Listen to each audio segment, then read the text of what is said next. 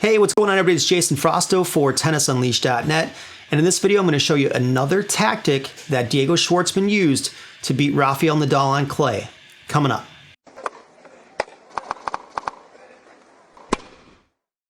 Alright, so let's take a look at the first point. We've got Nadal on the near side serving, Schwartzman on the far side returning from zone 5, pretty deep in the court over here, right?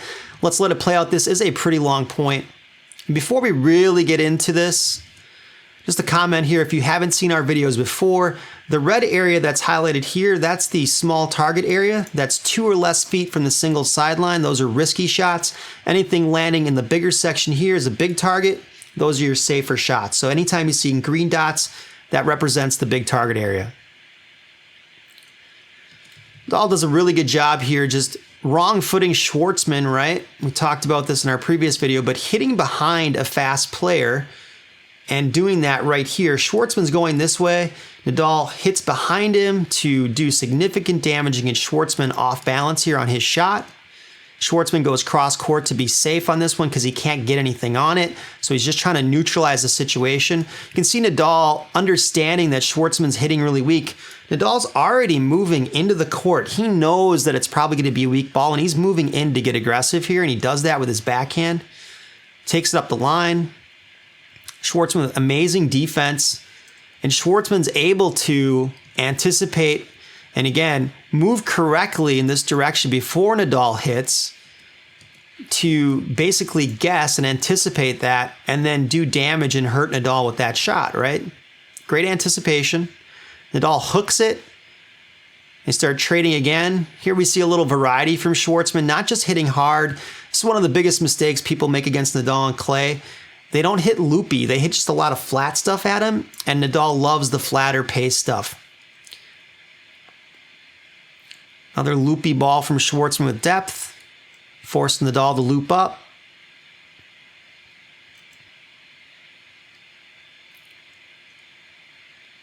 And this is what we're going to talk about here in a second. This is a really, really long point, but Nadal gets him off the court. At this point, with how far Nadal got him off the court, he probably should have just moved in here to volley, but he didn't. Schwartzman slices. Nadal takes another forehand, goes behind him again.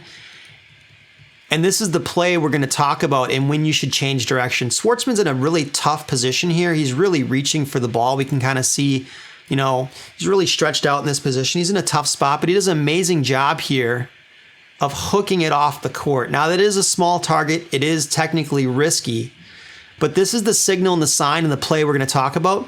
It's when you get somebody in the alley like this, when you've got an opponent in the alley, the position and the amount that they have to recover to get the other side of the court is so big that this is your time, if they go back cross court here, to take the ball down the line to the open court. It's wide open. Take it, okay? Nadal hooks it cross. Schwartzman comes in and finishes with an easy big target. So what's the cue that he used again? Anytime he got Nadal outside into the alley, take the ball to the open court. Boom, easy winner, and it's a big target. He didn't even have to hit the red area, right? He had to hit a safe area, no problem, finishes the point.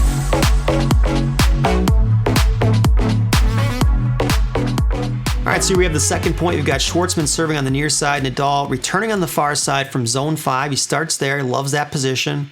Big forehand hook there, cross from Schwartzman, and this is what we're going to get into again, right? Schwartzman immediately is able to create a situation where he has Nadal in the alley at contact because of how good Schwartzman backhand is. So this means if Nadal goes cross, Schwartzman can go safely down the line and still hurt or damage Nadal by just changing direction. Let's see what he does.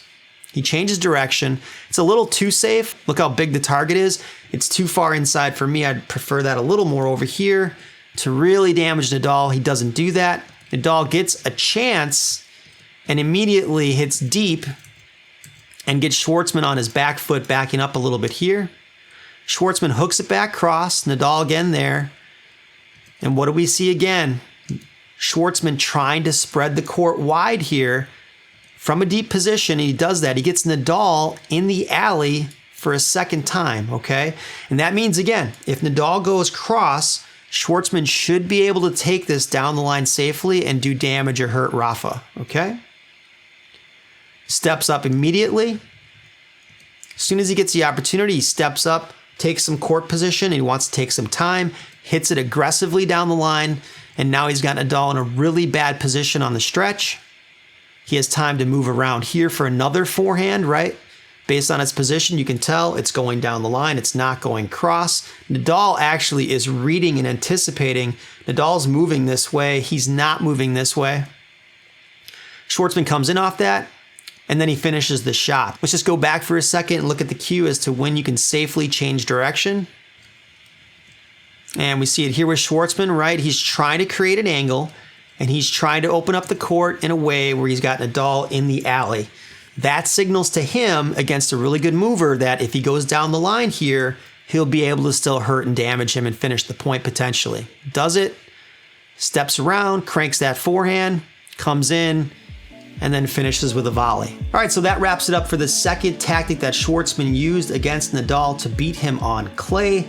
If you found this video helpful, make sure you smash that like and subscribe button. Also apply this to your own tennis game. You can use this. I'm Jason Frausto for TennisUnleashed.net. We'll see you next time.